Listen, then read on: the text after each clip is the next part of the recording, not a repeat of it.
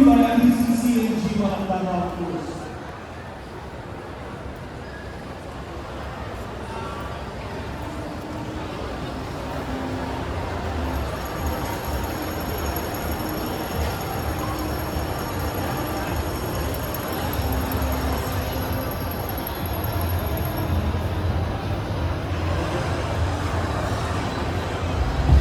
So I think it's gonna be safe to say that we're gonna start at 15 or 2 o'clock or so we're still taking registrations kung sino yung gusto sumali sa atin.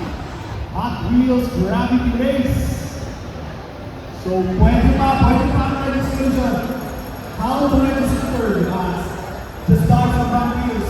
Buy some Hot Wheels dito sa Mulak, meron din ka. Buy some Hot Wheels dito sa taas, meron din ka. So bring it here dito sa gitna ng stage and have it registered. And we can start our gravity race pag tulog na ang registry. Okay? Okay.